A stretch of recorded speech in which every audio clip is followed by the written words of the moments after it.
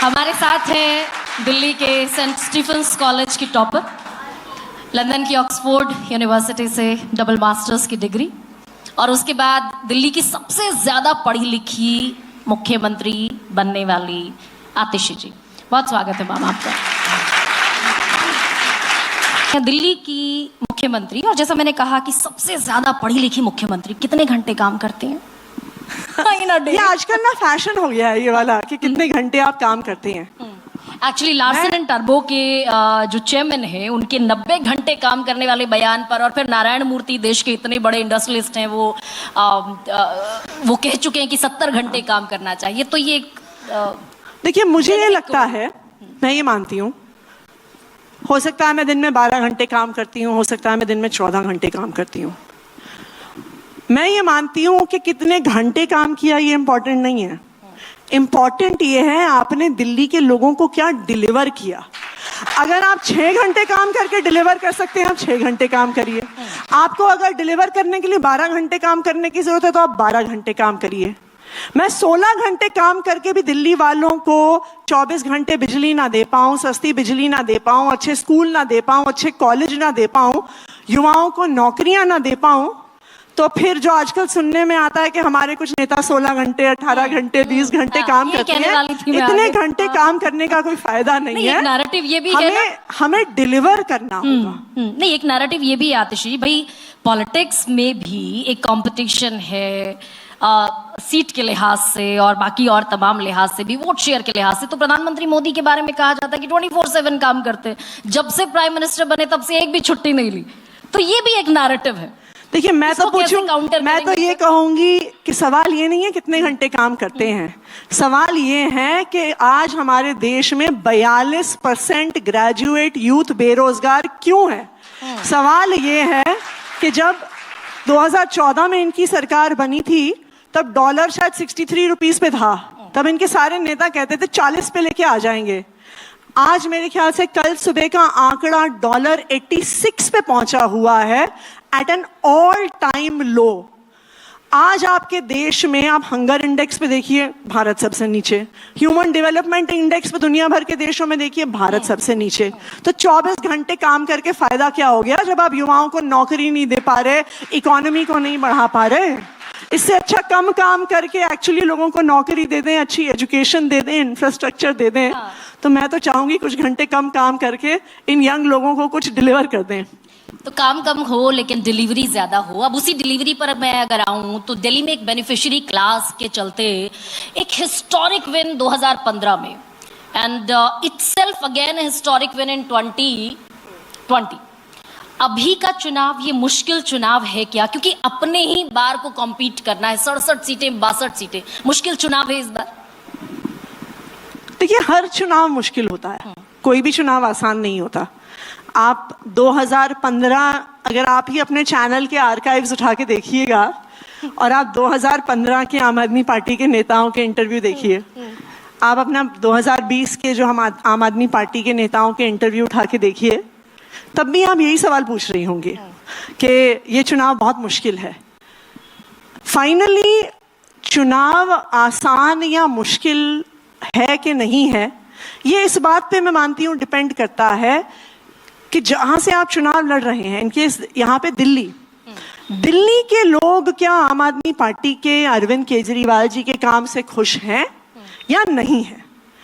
चुनाव आसान है या मुश्किल है, ये सिर्फ इस चीज पर डिपेंड करता है। और अगर लोग सरकार के काम से खुश हैं तो वो उनको वोट देंगे, अगर खुश नहीं है तो किसी और को वोट देंगे। आपने अरविंद केजरीवाल का जिक्र किया और मेरा अगला सवाल उन्हीं पर था कि 2020 का जब इलेक्शन कैंपेन कर रहे थे अरविंद केजरीवाल, तो उन्होंने कई जगहों पर एक बयान दिया था कि अगर 2025 तक मैं यमुना साफ नहीं कर पाया तो अगले चुनाव में मुझे वोट मत देना। इन 2025 is in front of us. तो जो वो पुराना बयान था, हालांकि ये कन्फेस कर लेना कि हम नहीं यमुना साफ कर पाए, तो क्या जब अरविंद केजरीवाल के चेहरे का जिक्र आता तो इंडिया अगेंस्ट करप्शन से निकली हुई एक ऐसी पार्टी जो कहते थे कि गाड़ी नहीं लेंगे, बंगला नहीं लेंगे, सिक्योरिटी नहीं लेंगे, आज के चुनाव में बीजेपी के पास सबसे बड़ा मुद्दा शीश महल का है, करप्शन का है, शराब घोटाले का है, मैं उसमें तथाकथित जोड़ देती हूँ। तो ये एक निश्चित तौर पर एक टफ डिफिकल्ट बैटल है क्या दिल्ली का? आप दिल्ली के लोगों से बात करिए, ये मुद्दे so called corruption, so called CM आवास, सो कॉल्ड और क्या कहा आपने? शीश महल कहा, हाँ, बंगला शीश नहीं महल लूंगा, कहा, गाड़ी बंगला। नहीं लूंगा, पोल्यूटेड ये- यमुना के बारे में मैंने बात की। पोल्यूटेड यमुना के बारे में अलग से बात करेंगे, लेकिन जो है बाकी मुद्दे आपने उठाए, ये दिल्ली के लोगों के मुद्दे नहीं है, ये नोएडा के स्टूडियोज के मुद्दे हैं, भारतीय जनता पार्टी के प्रेस कॉन्फ्रेंसेस के मुद्दे हैं। दिल्ली के लोगों के मुद्दे क्या हैं? दिल्ली के लोगों को पता है कि इस साल पीक गर्मी पड़ी, 52 डिग्री तक टेम्परेचर पहुंचा, लेकिन दिल्ली एक इकलौता राज्य था जहां पे 24 घंटे बिजली आई। इनके जो दोस्त और रिश्तेदार फरीदाबाद में, नोएडा में, गाजियाबाद में, गुड़गांव में रहते हैं, उनके घर पे 6-6 घंटे के पावर कट लग रहे थे, लेकिन दिल्ली में 24 घंटे बिजली आ रही थी। ये है लोगों का मुद्दा। नहीं, लेकिन एक परसेप्शन मैं बताती हूँ कि पब्लिक आप परसेप्शन पे चुनाव लड़ते रहे। तो इसीलिए मैं कह रही हूँ कि पब्लिक के मुद्दे क्या हैं और प्रेस कॉन्फ्रेंसेस और टीवी स्टूडियोज के मुद्दे क्या हैं, उसमें अंतर है। इन युवाओं का मुद्दा क्या है? इनके लिए मुद्दा है कि अगर ये स्कूल खत्म करके इनको कॉलेज में एडमिशन लेना है, इनको एडमिशन मिलेगा कि नहीं मिलेगा। इनका मुद्दा ये है कि कॉलेज की पढ़ाई खत्म करके अगर हम निकलते हैं हमें नौकरी मिलेगी कि नहीं मिलेगी। इनका मुद्दा ये है कि जब हम घर से बाहर कदम रखते हैं हम सेफ होंगे या नहीं होंगे, हमारे घर में किडनैपिंग की कॉल तो नहीं आ जाएगी, एक्सटॉर्शन की कॉल तो नहीं आ जाएगी। ये हैं जनता के मुद्दे, ये हैं दिल्ली के लोगों के मुद्दे, जिन पे वो अपना वोट 5 फरवरी को डालने जाएंगे। नहीं, अपार्ट फ्रॉम द इश्यूज, आप रियल इश्यूज की बात कर रही हैं, लेकिन एक परसेप्शन पर आम आदमी पार्टी खड़ी हुई, और मैंने उन 3 शब्दों का जिक्र किया, इंडिया अगेंस्ट करप्शन। इस परसेप्शन पर आम आदमी खड़ी हुई थी। हम खुद रामलीला मैदान, दफ्तर की जॉब, दफ्तर की शिफ्ट पूरी करके हम खुद रामलीला मैदान जाया करते थे। उस परसेप्शन को डेंट है क्या, मैं ये पूछना चाहती हूँ। अब आप मुझे बताइए, आम आदमी पार्टी का कोई भी नेता नहीं बचा जिसके घर पे रेड नहीं हुई, जिसके ऑफिस पे रेड नहीं हुई, जिसके लॉकर पे रेड नहीं हुई, जिसके गांव में रेड नहीं हुई। 1 रुपया भी कहीं पे भारतीय जनता पार्टी को नहीं मिला। हम ये देखते थे बचपन से, जब से हम बड़े हुए, जब से ये सीबीआई और तब ईडी की जगह दूसरी एजेंसी होती थी, ये जब अपने छापे मारते थे तो क्या मिलता था? बड़े बड़े ढेर कैश के मिलते थे, उसकी रंगोली बनाते थे कैश की, उसे लिखते थे CBI। सोने के बिस्कुट मिलते थे, शेल कंपनीज के कागज मिलते थे, प्रॉपर्टी के कागज मिलते थे, जी कुत्ते के नाम पे मकान खरीदा हुआ है, यही होता था। आम आदमी पार्टी के नेताओं के यहाँ पे क्या मिला? मनीष सिसोदिया जी के लॉकर में एक उनके बच्चे का चांदी का झुनझुना मिला भारतीय जनता पार्टी को। तो अगर हमने भ्रष्टाचार किया होता तो कुछ तो मिलता, लेकिन आम आदमी पार्टी ने आज तक कोई भ्रष्टाचार नहीं किया। और दिल्ली के लोग सब समझते हैं, दिल्ली के लोग देख रहे हैं कि पूरी देश की राजनीति में क्या हो रहा है, कि जिन नेताओं पर, जो ऑपोजिशन के नेताओं पर ईडी सीबीआई के केस किए जाते हैं। अब महाराष्ट्र में देखिए, एनसीपी के ऐसे ऐसे नेता, अजीत पवार, प्रफुल्ल पटेल, छगन भुजबल, जिनको पीएम खुद कहते थे कि जी जेल में डालेंगे, जी चक्की पीसिंग करेंगे, वो उन पे सीबीआई ईडी के केस किए, वो भारतीय जनता पार्टी में आ गए, भारतीय जनता पार्टी की वॉशिंग मशीन में धुल गए, पाक साफ हो गए, अब फाइनेंस मिनिस्टर बन गए, डिप्टी चीफ मिनिस्टर बन गए। बताइए, कहीं कुछ और तो सिर्फ महाराष्ट्र में नहीं, ये एक के बाद एक हर राज्य में हुआ। ये आसाम में हुआ हेमंत बिस्व शर्मा के साथ, ये वेस्ट बंगाल में हुआ शुभेंदु अधिकारी के साथ, बस दिल्ली में नहीं कर पाए।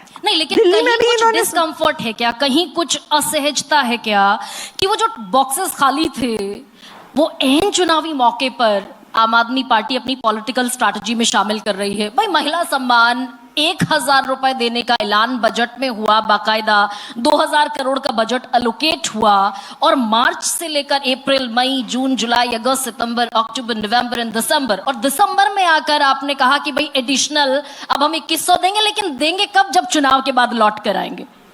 तो ये इतना डिले, डिलीवरी, जिस डिलीवरी की बात करते हैं उसी में डिलेज हुआ। देखिए, आपको भी पता है कि आम आदमी पार्टी की सरकार के काम रोकने की कोशिश जिस तरह से हुई है, मुझे लगता है कि देश के इतिहास में किसी पार्टी को इतना परेशान नहीं किया गया होगा। जब से हमारी सरकार बनी, कभी कोई गलत नोटिफिकेशन निकाल के, कभी एलजी साहब के माध्यम से हमारे काम रोकने की कोशिश हुई।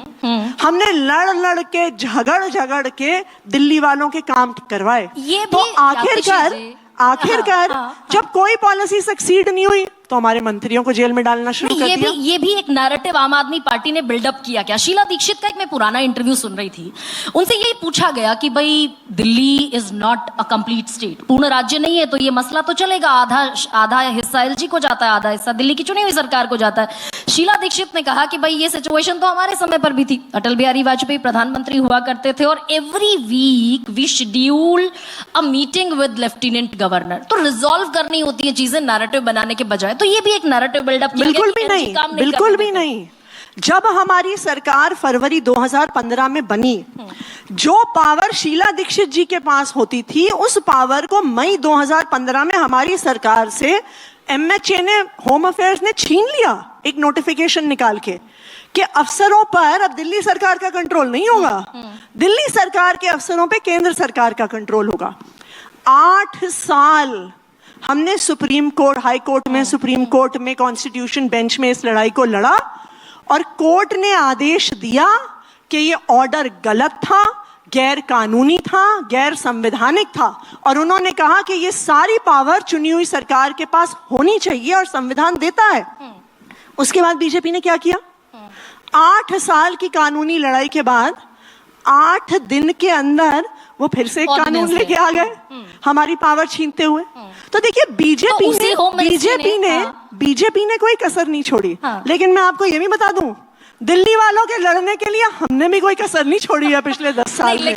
और आप इस बात को देखिए, जैसे मैं आपको एक बात बताती हूँ, चलिए हम तो आधे राज्य की आधी सरकार है, भारतीय जनता पार्टी की तो 20 राज्यों में सरकार है, 22 राज्यों में सरकार है।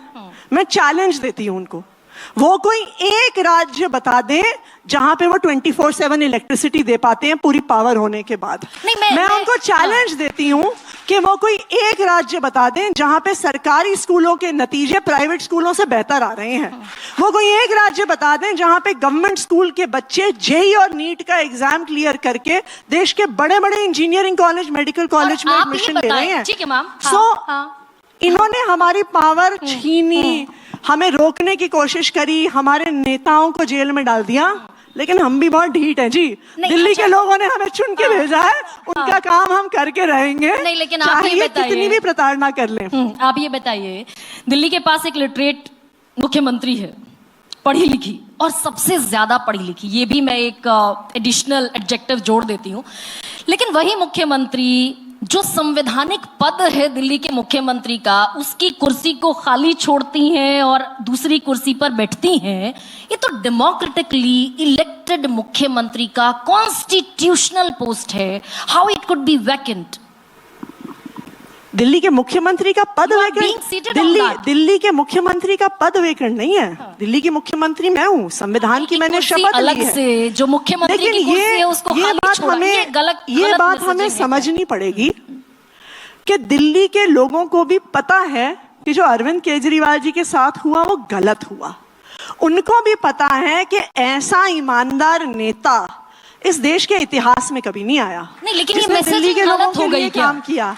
और उस आदमी को परेशान कर करके पहले उसके काम रोकने की कोशिश करी, काम नहीं रुक पाए तो एक एक करके उनके मंत्रियों को जेल में डालना शुरू किया। पहले सत्येंद्र जैन जी को जेल में डाला कि हेल्थ सेक्टर का काम रुके, वाटर सेक्टर का काम रुके। फिर मनीष सिसोदिया जी को जेल में डाला कि एजुकेशन सेक्टर का काम रुके।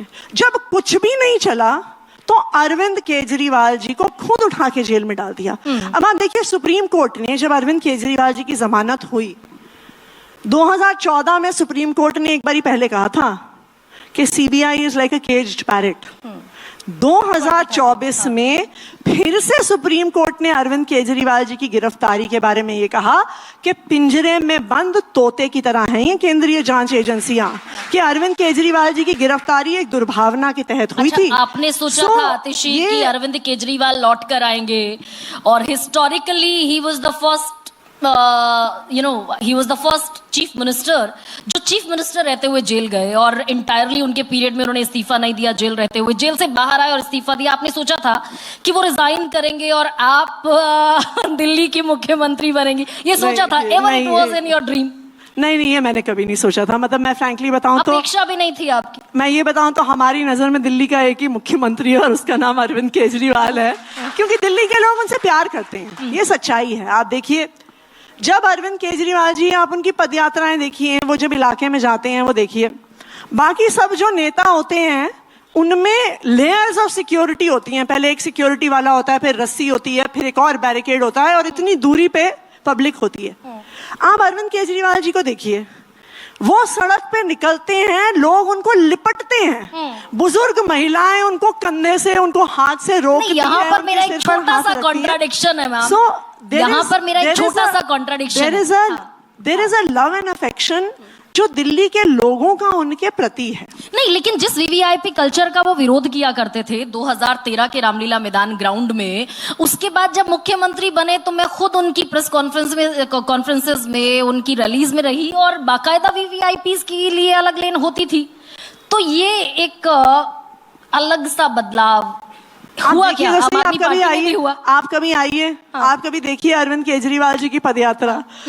मैं तो कई बार हंसती हूँ, मतलब खास करके बुजुर्ग महिलाएं, वो ऐसे उनको पकड़ लेती हैं, उनको लिपट लेती हैं, उनको झप्पी मारती हैं और छोड़ती नहीं है। ये एक प्यार होता है। आप इसको बहुत रेयरली कभी राजनीति में देखेंगे। आप रेयरली देखेंगे कि पॉलिटिकल रैलीज और पॉलिटिकल मीटिंग्स में आम आदमी पार्टी के आने से पहले ना जनरली पुरुष ही आते थे, लेकिन आम आदमी पार्टी के पदयात्राओं में अरविंद केजरीवाल जी से मिलने के लिए इतनी महिलाएं आती हैं, बुजुर्ग महिलाएं आती हैं, बच्चे तक आते हैं। अच्छा, मैं महिलाओं पर आप आ गई हैं और समय आप थोड़ा सा कम है, वाइंड अप करना है, लेकिन दिल्ली की इतनी स्ट्रांग मुख्यमंत्री प्रेस कॉन्फ्रेंस में रोने क्यों लगती हैं, आंसू क्यों छलक आते हैं? ऐसा कौन सा वो एक इमोशनल लेवल पर पहुंचा मन कि देखिए क्या है कि जब आप पॉलिटिक्स में होते हैं ना, तो बहुत कीचड़ उछाला जाता है, बहुत गाली गलौच होता है, और ओवर द इयर्स क्या कहें, हम थोड़े थिक स्किन्ड भी हो जाते हैं। लेकिन जब हमारे परिवार की बात आती है तो इंसान थोड़ा इमोशनल तो हो जाता है। अच्छा, रमेश बिधूड़ी, और रमेश बिधूड़ी जी ने सिर्फ मुझ पर गंदी बातें नहीं कही, सिर्फ प्रियंका गांधी जी पे नहीं कही, उन्होंने मेरे बुजुर्ग और बीमार पिताजी को गालियां दी। तो मुझे लगता है कि कुछ गिरने की कोई सीमा भी होती है। तो जहां पे, जैसे मैंने कहा, इंसान को अपने परिवार से अटैचमेंट तो होता ही है, लेकिन रमेश बिधूड़ी ने उसके बाद भी कहा कि घड़ियाली आंसू थे और ये सारी चीजें फिर कहते। देखिए क्या है कि हर इंसान अपनी बोलचाल में और अपनी भाषा में अपना चरित्र दिखाता है। मुझे लगता है रमेश बिधूड़ी जी ने एक हफ्ते में चुनाव लड़ते लड़ते अपना गुंडागर्दी का, अपना गाली गलौज का, अपनी महिलाओं से अभद्रता का चरित्र दिखा दिया। और इसका एज मिलेगा कालका जी में। देखिए क्या है, कालका जी का चुनाव ना बहुत क्लियरली दो तरह की राजनीति के बीच में हो गया है। एक है पढ़े लिखे लोग, प्रोफेशनल लोग जो पॉलिटिक्स में आए, उनकी राजनीति, और दूसरी गाली गलौच और गुंडागर्दी की राजनीति। तो मुझे लगता है कि कालका जी के लोग बहुत क्लियर हैं कि वो कहाँ पे वोट करने वाले हैं। कहाँ वोट करेंगे? वरुण बैठे हैं सामने, वरुण प्लीज आस्क। मैम, एक सवाल मेरा आपसे ये है कि क्या दिल्ली की पॉलिटिक्स फ्री विश पर हो गई है? फ्री की सेवाएं, फ्री की तमाम चीज़ें, पूरा एक नैरेटिव सेट हो गया है। वही कांग्रेस कर रही है, वही बीजेपी कर रही है, आपने एक नैरेटिव सेट कर लिया। कल मेरी किसी से बात हो रही थी, उन्होंने कहा कि जो ज़्यादा पैसे देगा सोचेंगे उसके बारे में। तो क्या ऐसी स्थिति बन गई है दिल्ली के अंदर? फ्री भी क्या होता है? जो एमपीज और वीवीआईपीज को घर भी फ्री में मिले, सारी बिजली पानी फ्री में मिले, सरकारी गाड़ी फ्री में मिले, वो फ्री भी नहीं है। जो प्रधानमंत्री जी के दोस्तों को लाखों करोड़ के लोन माफ हो जाए, वो फ्री भी नहीं है। लेकिन अगर एक गरीब परिवार को जो एसी भी नहीं इस्तेमाल कर रहा 200 यूनिट बिजली फ्री मिल जाए, वो फ्री भी हो गया। एक लड़की को कॉलेज जाने के लिए, जिसको हो सकता है कि दूरी की वजह से एक लोअर मिडिल क्लास के माता पिता एक बच्ची को कॉलेज नहीं भेजते, उसको बस की टिकट फ्री मिल जाए और वो कॉलेज में पढ़ाई कर पाए, वो फ्री भी हो गया। एक परिवार को अपने बेसिक वाटर यूजेज का राइट मिल जाए, वो फ्री भी हो गया। तो मुझे ये लगता है कि हमें इस बात को समझना पड़ेगा, जो आम आदमी पार्टी ने किया है, हमने एक आम परिवार को एक बेहतर, एक डिग्निफाइड जिंदगी देने का काम किया है। पहले गरीबों के बच्चे टीन टप्पर वाले स्कूल में पढ़ते थे, बरसात में छत से पानी टपकता था, सर्दियों में टूटी हुई खिड़कियों से ठंडी हवा आती थी, बच्चे टाट पट्टी पे बैठ के पढ़ते थे। इन्हीं बच्चों पर सवाल पूछूंगी आतिशी। एक सवाल सुकेश पूछना चाह रहे हैं। आतिशी जी, पिछला 2 चुनाव 15 और 20, वो चुनाव आम आदमी पार्टी और बीजेपी के बीच हो गया। कांग्रेस की जो पॉलिटिकल स्पेस थी वो सब आप लोगों ने खा ली। अब इस बार ये कहा जा रहा है कि कांग्रेस अच्छे से चुनाव लड़ना चाहती है, कांग्रेस उसको ट्रायंगुलर बनाने की कोशिश में है। तो क्या ये डर है, और क्या आप इन हाइंडसाइट देखें कि इंडिया ब्लॉक में शामिल होके एक साथ लोकसभा का चुनाव लड़के और विधानसभा में एक दूसरे के खिलाफ बोलना, ये जो आम जनता है उसको थोड़ा कंफ्यूजन उसके दिमाग में है कि कभी तो साथ लड़ते हैं, अभी अलग अलग लड़ रहे हैं, और बीजेपी के लिए कहने के लिए एक मुद्दा मिल जाता है। और एक दूसरा सवाल उन्होंने लाइटर नोट, अरविंद जी मुख्यमंत्री थे, उन्होंने इस्तीफा दे दिया, आप मुख्यमंत्री हो गई। अब मुख्यमंत्री पद छोड़ना तो बड़ा मुश्किल काम होता है। अभी हाल फिलहाल के दिनों में हमने देखा, चंपई सोरेन बने थे, जब दोबारा बन गए हेमंत सोरेन तो पार्टी बदल ली उन्होंने। अच्छा नहीं लगता किसी को मुख्यमंत्री पद से, मुझे ही एडिटर से हटा के कुछ और बना दिया जाए तो मुझे दुख होगा। तो कभी ऐसा दिमाग में आता है कि ये तो पार्ट टाइम जॉब मिल गया, आगे फिर जीतेंगे तो अरविंद को ही बनना है। मैं आपके दूसरे सवाल का पहले जवाब दूंगी।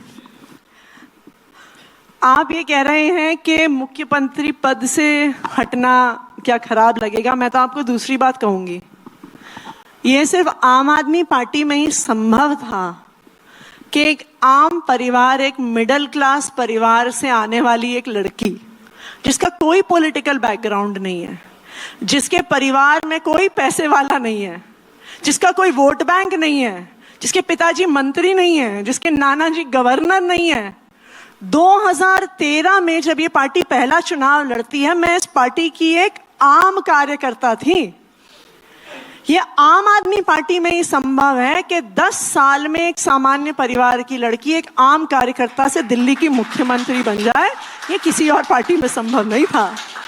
तो मुझे ये लगता है कि ये आम आदमी पार्टी की खासियत है और ये अरविंद केजरीवाल जी की खासियत है, जो वो हम जैसे पढ़े लिखे लोगों को पॉलिटिक्स में लेके आए, और सिर्फ बैकरूम पॉलिटिक्स में नहीं कि जी बैठ के रिसर्च करो और प्रेस कॉन्फ्रेंसेस के नोट्स बनाओ, वो हम जैसे पढ़े लिखे लोगों को मेन स्ट्रीम पॉलिटिक्स में लेके आए, हमें विधायक बनाया, हमें मंत्री बनाया, हमें एमपी बनाया।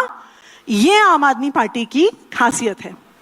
जो दूसरा आपका कांग्रेस पे सवाल है, देखिए मुझे नहीं लगता कि कांग्रेस बहुत एक वेरिएबल है इस चुनाव में, क्योंकि दिल्ली में कांग्रेस का कोई अपना कोई खास वजूद है नहीं। तो मुझे नहीं लगता कि दिल्ली के लोग कांग्रेस को वोट देकर अपना वोट वेस्ट करेंगे। अच्छा, चलते चलते आतिशी जी, एक आखिरी सवाल मैं इन सारे बच्चों के बिहाफ पर पूछ रही हूँ कि हाँ मानक प्लीज। मेरे भी 2 सवाल हैं आतिशी। ओके। पहला, संदीप दीक्षित बार बार कह रहे हैं अगर आम आदमी पार्टी चुनाव जीत भी गई तो अरविंद केजरीवाल मुख्यमंत्री तो बन नहीं पाएंगे, क्योंकि सुप्रीम कोर्ट ने जमानत में शर्तें लगाई हैं, ना वो ऑफिस जा सकते हैं, ना फाइल साइन कर सकते हैं, ना कैबिनेट की मीटिंग बुला सकते हैं। तो क्या आपने कोई प्लान बनाया है, अगर चुनाव जीत गए तो आप सुप्रीम कोर्ट जाएंगे और उनसे कहेंगे कि ये जमानत की शर्तें हटाइए, पब्लिक मैंडेट, जनता का मैंडेट हमें मिला है और मुख्यमंत्री को काम करने दीजिए? क्या आपने ये प्लान बनाया है? और दूसरा सवाल, क्या शीला दीक्षित के 15 साल के काम को, जो आप पहले कहते थे कि भ्रष्टाचारी हैं, दिल्ली को बर्बाद कर दिया, लॉ एंड ऑर्डर जो कि केंद्र में तब भी था, तब भी आपने शीला दीक्षित को लॉ एंड ऑर्डर के लिए भी कटघरे में खड़ा किया, अब आप कहते हैं कि शीला जी का आप सम्मान करते हैं, कुछ राजनीतिक यथार्थ को आपने स्वीकार करने के लिए कुछ कॉम्प्रोमाइजेस किए हैं क्या, जिसे बीजेपी और सब लोग यू टर्न कहते हैं, यू टर्न मारे हैं आप? 2 सवाल है मेरे। देखिए, शीला जी के काम पे सवाल करना और शीला जी का सम्मान करना, ये 2 अलग अलग चीजें हैं। आज भी हम उनके काम पर सवाल तो करते हैं। देखिए, मुझे नहीं पता आप दिल्ली में रहते हैं कि नोएडा में रहते हैं, मैंने अपनी सारी जिंदगी दिल्ली में बिताई है और मुझे याद है जब हम छोटे होते थे हमारी मम्मी पंखा छल छल के हमें सुलाती थी, इतने लंबे लंबे पावर कट होते थे दिल्ली में। 2014 तक की गर्मी में 8-8 घंटे के ब्लैकआउट हुए हैं दिल्ली में। तब 5,500 मेगावाट की पीक डिमांड होती थी, 8 घंटे बिजली जाती थी। इस साल दिल्ली में 8,500 मेगावाट की पीक डिमांड हुई, फिर भी 24 घंटे बिजली आई। तो मैं कैसे शीला दीक्षित जी के काम पे सवाल ना उठाऊं? इसका मतलब है संभव था, हमारी सरकार ने करके दिखाया। पर मैं शीला दीक्षित जी के काम पर सवाल उठा रही हूं, इसका मतलब ये नहीं है कि हम उनका सम्मान नहीं करते हैं।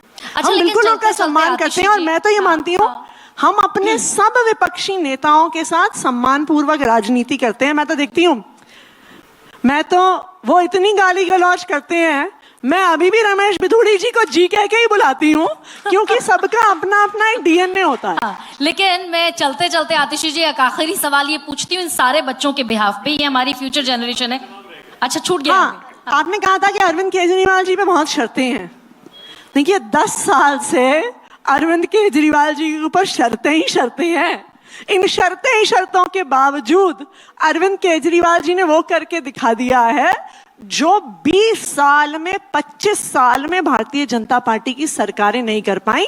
तो शर्तों के साथ हमें काम करना आता है, आगे भी हम करके दिखाएंगे। लेकिन आतिशी जी, क्या वो जो राइट टू ब्रीथ है हम सब दे देंगे? हम बिजली भी फ्री दे रहे हैं, पानी भी फ्री दे रहे हैं, मुफ्त बस की यात्रा भी दे रहे हैं, संजीवनी भी दे रहे हैं, पेंशन भी दे रहे हैं और दलितों को स्कॉलरशिप भी दे रहे हैं, सब दे रहे हैं। But the very essential part of life is oxygen. और हम अपने इन सारे बच्चों को क्या ये श्योरिटी, क्या ये गारंटी दे सकते हैं कि भविष्य में ये सांस ले पाएंगे? देखिए, इसके लिए तो मैं ये भी चाहूंगी, Delhi is the most polluted city across country. No, Delhi among all. Delhi भी पोल्यूटेड है, सोनीपत भी पोल्यूटेड है, बल्लभगढ़ भी पोल्यूटेड है, बीकानेर भी पोल्यूटेड है, इंदौर भी पोल्यूटेड है, ग्वालियर भी पोल्यूटेड है, लखनऊ भी पोल्यूटेड है, बनारस भी पोल्यूटेड है, पटना भी पोल्यूटेड है। आप इस बात को समझिए, पोल्यूशन जो है, दिल्ली के बॉर्डर पे कोई दीवार नहीं बनी हुई है। आज भी हम नोएडा में बैठे हुए हैं, आपका स्टूडियो नोएडा में है। नोएडा में भी हवा में आप सांस नहीं ले सकते। आपने उत्तर प्रदेश की सरकार से आज तक कोई सवाल पूछा? योगी जी आए क्या? मैं तो यहाँ पे बैठ के आपके सवालों का जवाब दे रही हूँ। आपका स्टूडियो नोएडा में है, योगी जी आए क्या? योगी जी ने कभी इस सवाल का जवाब दिया क्या? तो मेरा ये रिक्वेस्ट है, मेरा ये रिक्वेस्ट है कि आप अगली बार इसी फोरम पे मुझे भी बुलाइए, यूपी के सीएम को भी बुलाइए, हरियाणा के सीएम को भी बुलाइए, राजस्थान के सीएम को भी बुलाइए और देश के एनवायरमेंट मिनिस्टर को भी बुलाइए। प्रधानमंत्री जी तो शायद आएंगे नहीं सवालों का जवाब देने के लिए, तो कम से कम एनवायरनमेंट मिनिस्टर तो आके पॉलिसीज बताएं। हम तो बता रहे हैं कि हमने पिछले 10 साल में क्या किया। कोलैबोरेटिव जिम्मेदारी है ये और यट टू अचीव है। यट टू अचीव है और कोलैबोरेटिव जिम्मेदारी है। तो एक बार और जरा चलते चलते दिल्ली की भावी मुख्यमंत्री तो अभी नहीं कहना मुनासिब होगा, लेकिन आम आदमी पार्टी जिस जील के साथ चुनावी मैदान में है उनको शुभकामनाएं दीजिए जोरदार तालियों के साथ। बहुत बहुत धन्यवाद मैम स्टूडियो आने के लिए। Thank you so much, thank you so much.